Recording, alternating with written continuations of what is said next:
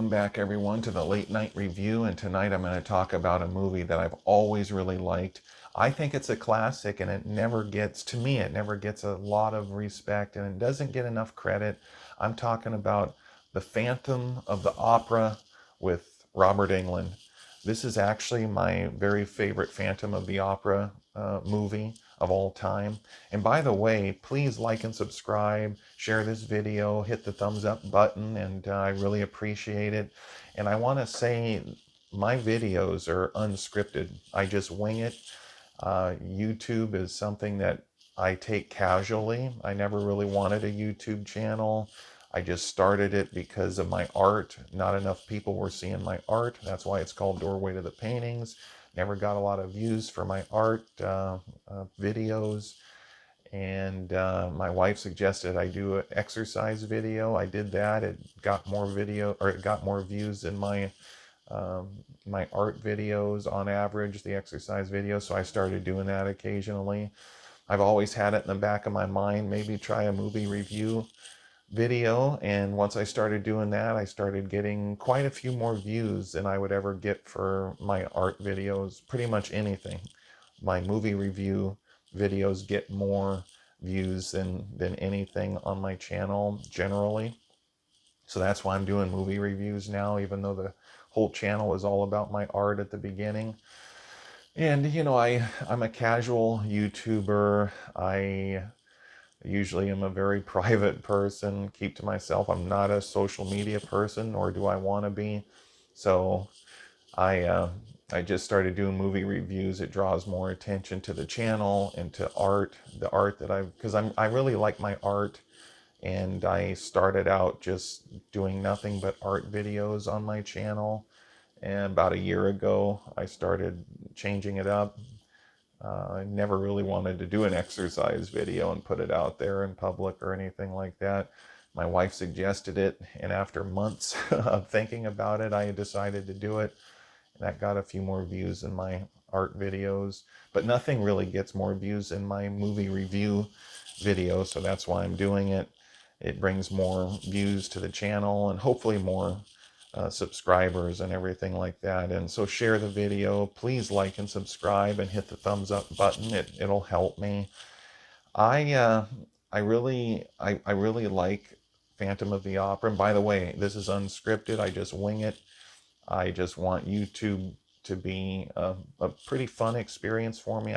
There's a lot of stresses in life. There's enough stresses in life that we go through. There's no reason to add to it. So I'm not going to let YouTube be a stressful thing for me. I'm just going to try to enjoy it. Not going to be involved so deeply that I'm losing focus on other things in my life. I got other things in my life going on. So I'm just kind of a casual YouTuber, but I do enjoy putting these videos out. And I really, really like this movie, Phantom of the Opera with Robert Englund. It came out in 1989, I believe. It was directed by Dwight H. Little. And I think he directed Marked for Death with Steven Seagal. He directed Halloween 4, The Return of Michael Myers, which is one of my favorite sequels of the whole franchise. I really like Halloween 4. When it first came out, it was my favorite. So he directed that and this, Phantom of the Opera. And I think he directed Rapid Fire with Brandon Lee. That was always one of my favorite movies. And I think he directed, I never seen it, but he directed Free Willy Part 2. And then there was a couple other movies that you would know if I remembered and said it, you would know. But it's a good director. He directed this. And I think it's really the best Phantom of the Opera movie, in my opinion. In terms of production, in terms of editing and acting, it might not be the best. The one with Gerard Butler was really awesome.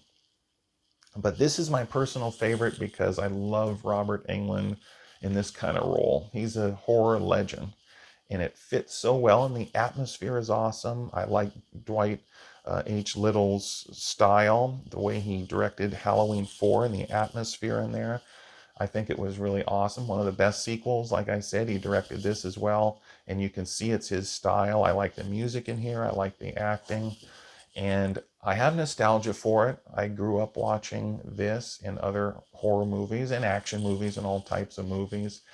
And it's Halloween season now, so that's why I've been putting a lot of scary movie reviews on my channel recently.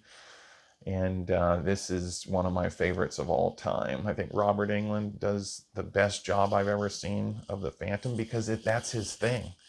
I mean, that's what he does, and he adds so much to this role. His character, I like the makeup in here. I like the art design. So it's not in Paris; it's in Victorian London. So there's kind of a Ripper, Jack the Ripper type atmosphere to this movie. Makes it more creepy, I think, and more fun, more interesting, intriguing, fascinating. And I think that this take on the Phantom of the Opera is really, really fun, and I like it. I think it's got some really good scenes in here. It's got some pretty interesting kills. I like how Robert Englund is pretty strong in here in the alley. These bad guys follow him, they try to rob him, and Robert Englund makes him pay the price. We'll just put it that way. And he lifts one of them up with one arm, and he's strong in here. He's an interesting character. He's somebody that was very, very dedicated to his music and really wanted his music to be successful. And this movie I've seen like 50 times, I don't know, 30 times when I was a kid. It's been quite a few years actually since even before I did this video, there's a lot of YouTubers out there who do movie review videos and they're working harder than me. I have all the respect in the world for them. I've seen their videos and I think they do a fantastic job. They deserve all the credit in the world.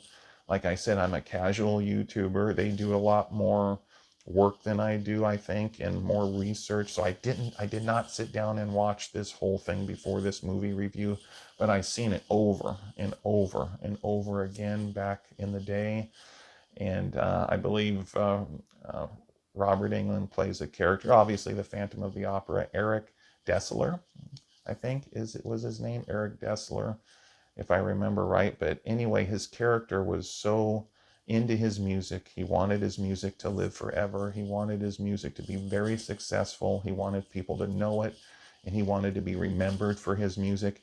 And he makes the awful mistake of making a deal with the devil. And one of the things that happens, he said, your music will live forever. People will remember you for your music, but that's all they will love you for. And then the devil touches his face, makes him ugly, and deforms him. And that's one of the reasons he's the Phantom. And he wears makeup, actually.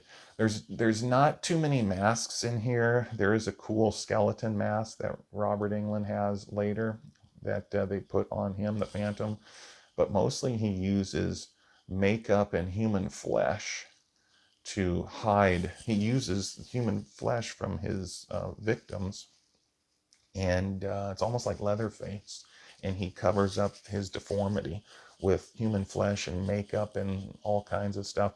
There's a twist at the end I won't give away because this movie, among horror fans, I think it's well known, but among a lot of people, it's not very well known, and I don't think it gets the credit it deserves.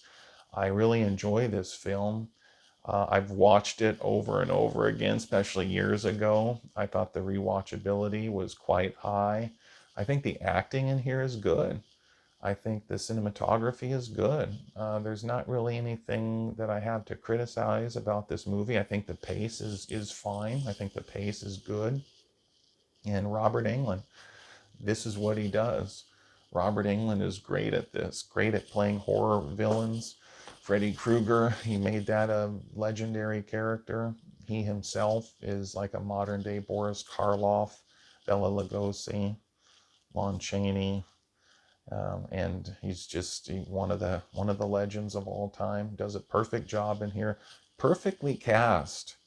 I mean, what better person could you have to play the Phantom? But it's not in Paris, it's in London. So they changed that up. And like I said, there's a Jack the Ripper type vibe to this movie. There's a creepiness and an eeriness because it does remind you, if you've seen Jack the Ripper movies, it reminds you of that. The streets, some of the rain, some of the scenes that has the street with rain on it. I think there's a couple scenes, if I remember right, where there's actually a little snow too. And like I said, I like the art direction, and I think it is pretty scary. The story is interesting. They give you more twists in here than your normal Phantom of the Opera movie. They give you a different take. There's a little time travel in here. There's a little bit of there's a little mystery. There's some. I think the music in here is good. This is not a musical. I'm not deeply into musicals. It's not really my thing. Another reason I like this movie is, yes, it has music in it. You get the point that this is the Phantom of the Opera, the music, the singers, and all of that. It does, that point comes across really strongly in the film, but it's not a musical. And I kind of like that because I'm not really into musicals. There's been great musicals, but I'm not into musicals. So that's another thing I like about this. It's not a musical with people singing all the time. This is a horror movie about the Phantom of the Opera, and Robert Englund plays the Phantom of the Opera. It's really interesting. If you haven't seen it before, if you've never seen this movie, I think you're in for a treat, and I think you'll like it, especially if you're a horror fan, a Robert Englund fan. I recommend it. Check it out. And this has been the Late Night Review, and watch out for the Phantom, and good night, everybody.